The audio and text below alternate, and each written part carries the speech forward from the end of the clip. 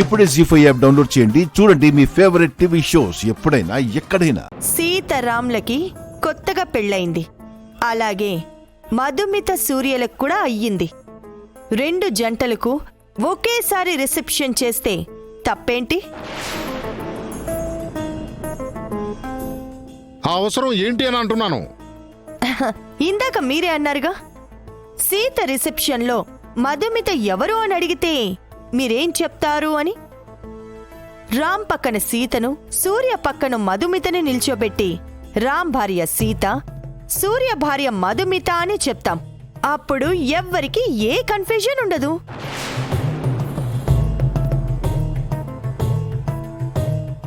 ఎందుకుండదు? నాకు ఇప్పుడే confusion start అయింది. రిసెప్షన్లో మధుమితని నీ కోడల్ని చేసుకుంటానని ప్లాన్ చేసి ఇప్పుడు సూర్యని భర్తగా పరిచయం చేస్తానంటున్నావేంటి?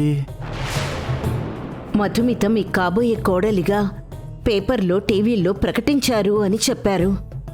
రిసెప్షన్లో అందరికీ అనుమానం వస్తుంది కదండి. వస్తుంది. ఆ డౌట్ క్లారిఫై చేయడానికే కదా ఆ జంటకి కూడా రిసెప్షన్ చేస్తాము అంటోంది. అసలు అది పెళ్ళే కాదు అని మేమంటుంటే వాళ్ళకి మీరు రిసెప్షన్ ఎలా చేస్తారు? సీతారాముల పెళ్లిని కూడా మేం పెళ్ళే కాదు అన్నాం. ఇప్పుడు మేము సీతని కోడలుగా ఒప్పుకున్నాం కదా. కానీ దాని పెళ్లిని మేము ఎప్పటికీ ఒప్పుకోం. అది మీ ఇష్టం. మీ అభిప్రాయంతో మాకు సంబంధం లేదు.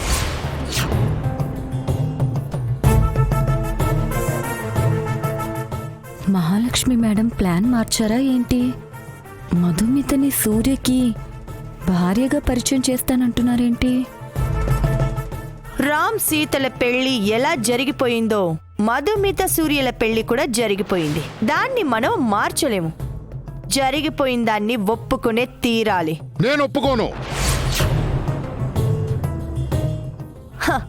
అదే మీ ఇష్టం అంటున్నాను కదా. మీ అంత పంతం పట్టుదల నాకు లేదు.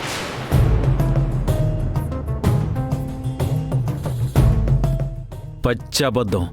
పంతం పట్టుదలలో నీ తర్వాతే ఎవరైనా. 2 జంటలకి కలిపి రిసెప్షన్ చేయడం వెనుక మరో మంచి ఉద్దేశం కూడా ఉంది. మధుమిత ప్రేమ వివాహం కారణంగా మీ కుటుంబానికి మా కుటుంబానికి మధ్య గొడవలు జరిగాయి అని అందరూ అనుకుంటారు. మన మధ్య ఏ గొడవలు లేవు అని 2 జంటలకు రిసెప్షన్ చేసి అందరికీ మంచి మెసేజ్ ఇవ్వచ్చు.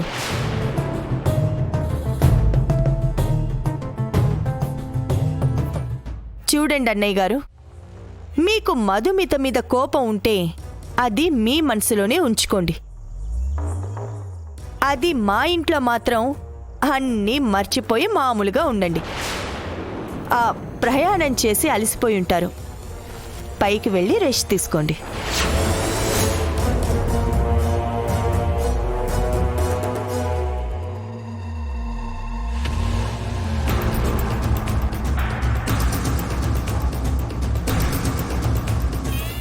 నాకు మా అక్కకి కలిపి రిసెప్షన్ చేస్తానంటున్నారు. మీది ఎంత మంచి మనసు అత్తయ్య. మీకు చెప్పాను కదా సీత, మా పిన్ని చాలా మంచిదని. అవునండి, నేనే సరిగా అర్థం చేసుకోలేదు. ఇప్పుడు అర్థమైంది కదా. హ్యాపీగా ఉండు.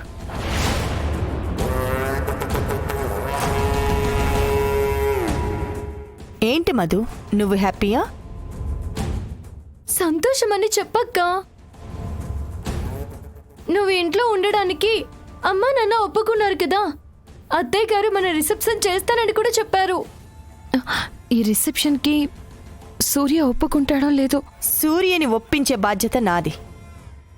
వెంటనే సూర్యకి ఫోన్ చేసి ఇక్కడికి రప్పిస్తాను. నువ్వేం కంగారు పడకమ్మా, అంతా మా మహా చూసుకుంటుంది. నువ్వు మా మహా కళ్ళల్లో పడ్డావు. ఇక నీకు అదృష్టమే అదృష్టం. అది కాదండి. ఇంకేం మాట్లాడకు మధు, అంతా మేడం గారు చూసుకుంటానన్నారు కదా. పద.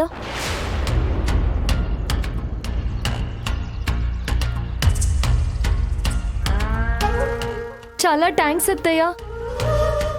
మమ్మల్ని బాగా అర్థం చేసుకున్నారు.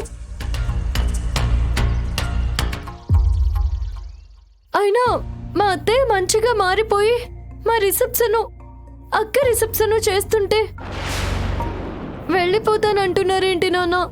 నీ వరకు మీ అత్తయ్య మంచిగా మారటంలో అర్థం ఉంది, కానీ దాన్ని క్షమించడం ఏంటి? ఆ అతి మంచితనం వెనక అంతరార్థం ఏంటో అర్థం కావట్లేదు. పైగా నేనెంతో మందిని స్టడీ చేశాను. సడన్గా చేంజ్ వచ్చిన వాళ్ళలో నిజాయితీ ఉండదు. మీరు పోలీసులా ఆలోచిస్తున్నారు నాన్న. మా అత్తయ్య నిజంగానే మారింది. ఆవిడ్ని అపార్థం చేసుకోకండి. నా అనుభవం అలాంటిదమ్మా. నేను ఇలాగే ఆలోచిస్తాను. చీకటి పడకముందే మా ఇంటికి వెళ్ళాలి. అడ్డు తప్పుకోమ్మా, తప్పుకో. ప్లీజ్ నాన్న, ఇప్పుడు మీరు వెళ్ళిపోతే మా అత్తయ్య వాళ్ళు నన్ను టార్గెట్ చేస్తారు. అక్క విషయంలో మేమే మారినప్పుడు మీ అమ్మా నాన్నలు ఎందుకు మారని మిమ్మల్ని అనరాని మాటలు అంటారు. వాళ్ళు నిన్ను కన్న తల్లిదండ్రులేనా అని మిమ్మల్ని తిడుతుంటే నేను చూస్తూ తట్టుకోలేను నాన్న. ఏమండి, సీత చెప్పింది కూడా నిజమే కదండి. ఇప్పుడు మనం వెళ్ళిపోతే ఈ ఇంట్లో దాని పరిస్థితి ఏంటో ఒక్కసారి ఆలోచించండి. దాన్ని క్షమించలేను. నా వల్ల కాదు లలిత. దాని రిసెప్షన్ వరకు నేను ఉండలేను. నన్ను బలవంతంగా ఒప్పించడానికి ప్రయత్నించకండి. మీరు నన్ను ఈ పెళ్లికి బలవంతంగా ఒప్పించారు కదా నాన్న.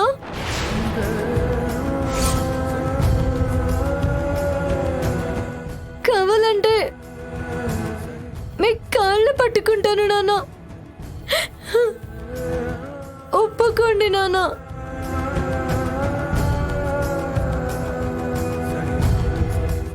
నా కోసం ఒప్పుకోండి. ఒక తండ్రిగా ఈ కుటుంబ పరువు ప్రతిష్టలు కాపాడుకోవడానికి ఇంతకన్నా ఏమీ చేయలేనమ్మా.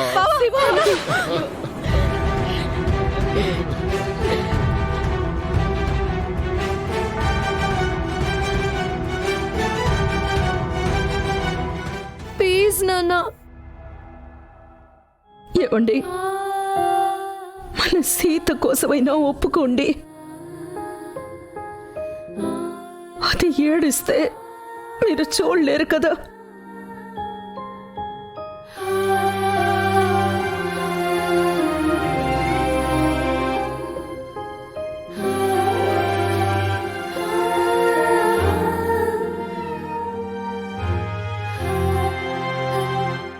సరేనమ్మా, నీకోసం ఒప్పుకుంటాను.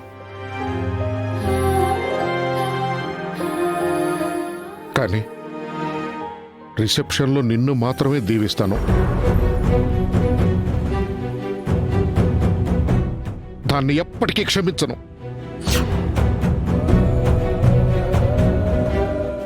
క్షమించను. జీ5 యాప్ డౌన్లోడ్ చేసి అన్ని ఎపిసోడ్స్ పూర్తి ఉచితంగా చూడండి.